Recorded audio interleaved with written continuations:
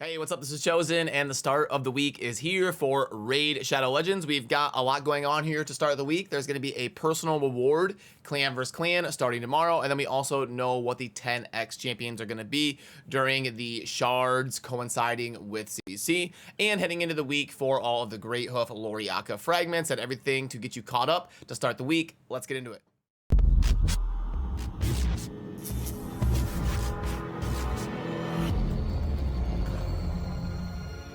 Alrighty, so first of all, with the shard events, we did just wrap up 2x voids, which means that this week will probably be some sort of 10x or guarantee. And with CvC starting tomorrow, we will have two different 10x's going on for a non-void and also a void champion.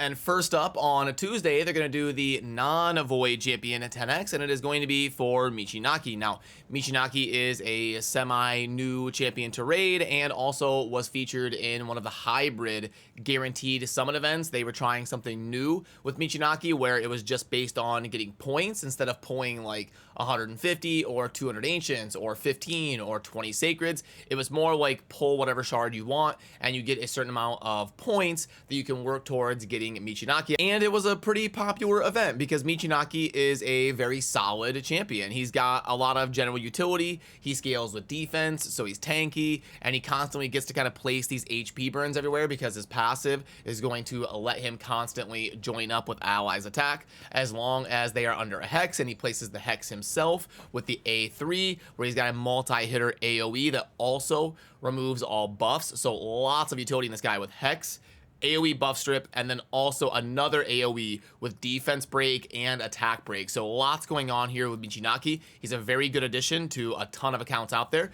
He's going to be a great progression champion for people that are early and mid game, and he's going to also be a great champion to put in one of your Hydra teams and your Shadowkin faction wars and all of that. Now, in general, I don't really think it's going to be great practice to YOLO a bunch of shards during a non-2x, non-fusion, non-event kind of CvC, but for those of you that are looking to pull shards during CvC, Michinaki is a solid addition to your account for sure.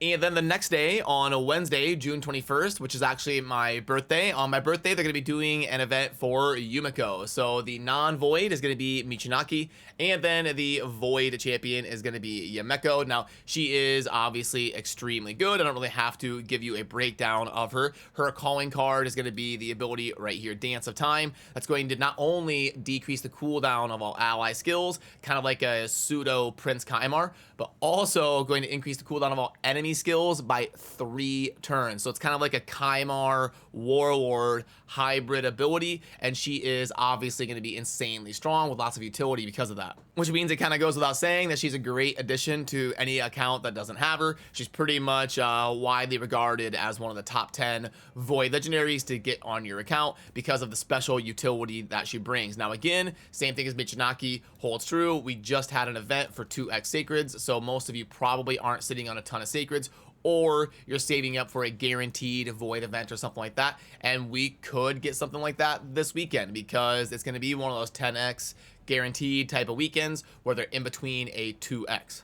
Because as you can see, as we head into the weekend, this is going to be the weekend over here starting Friday the 23rd. We have got the summon rush for Great Hoof Loriaka, and they may be trying to get something that will double dip and excite people to pull shards to go after the Loriaka fragments. Now, at this point, there's probably only about 5% of the player base that's still going after fragments for Loriaka. I know some of our polling over on the community tab of the channel showed us that about 7 or 8% of people were probably going to be going after this champion. Then you figure a few people drop off as it goes on. They miss fragments, they give up, whatever. So probably about 4 or 5% of the player base is still going after these fragments, but there is going to be a summon rush this weekend, so we may see something trying to get people to pull during that.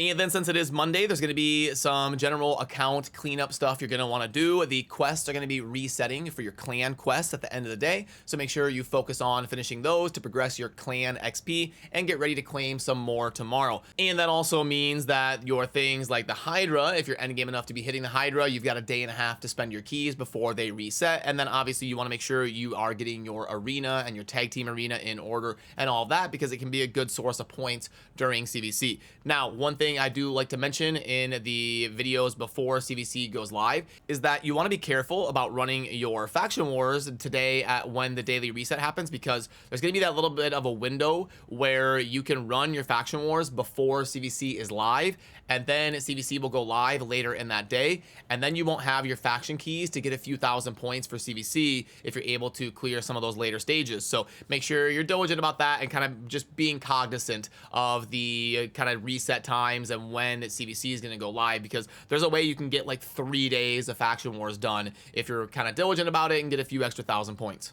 For the stuff that you want to focus your energy on today and your efforts, you just got your normal like 2 arena tournaments going on here, so nothing really outlandish to take note of. But then in the events, you do have dungeon divers and artifact enhancement. The most important thing, if you're going for Loriaka still, that's going to be ending the soonest, is going to be the artifact enhancement event right there that you want to scoop up the fragments if you're still going after Loriaka, and then also the classic arena takedown. So make sure you're doing your arena fights and also upgrading some artifacts, because those are going to be the ones that are ending the soonest. And then you'll have the spider tournament launching tomorrow, and that means if you're looking to do a bunch of points for the dungeon divers, you may want to hold off until tomorrow, because you can double dip the spider tournament and the dungeon divers event, because you see the spider tournament launching tomorrow, and you'll be able to be a little bit more efficient with your energy there.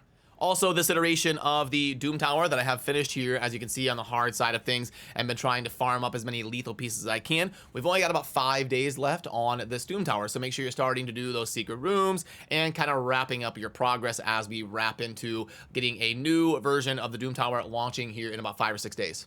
So then let's take a look at the shop and let's see if there's anything worth talking about. So these are just your normal soulstone packs, 14 for 20. These are actually really bad. I would not buy these unless you're like a really high spender. Mini miss, special progress is pretty normal. No, this great deal mix is not that great. The developmental pack is finally ending. I feel like this thing's been here for like 3 weeks, but anyway, it's not that great. This one may be worth talking about. No, I don't really like this one, I can already tell, and it's going to be time gated over 5 days. Faction accessories, okay, so yeah, unfortunately, it doesn't look like there's anything super noteworthy in the shop right here. This just is too widespread and too time gated without really giving you a whole lot in terms of offers. This is probably like a 1.0. But also worth noting that we're going to be getting our first kind of branch out on the Call of Arbiter series. So the first 5 episodes were pretty obvious. You do the 4 starting champions, and then you do Arbiter. So you've got the starting champions and kind of like the main character tutorial character. Well, now we're going to be switching over to the second half of the series, and we are getting Jizo as the episode number 6 launching in a couple days. So it looks like we're going to kind of see this thing branch off into a different direction starting this week. And there we have it. Appreciate all of you, and good luck in your different CvC matches. I will be around tomorrow for the daily wrap-up video to kick off CvC. And remember to subscribe on your way out if you enjoy daily Raid Shadow Legends content. I'll see you soon in the next video. Thanks. Peace.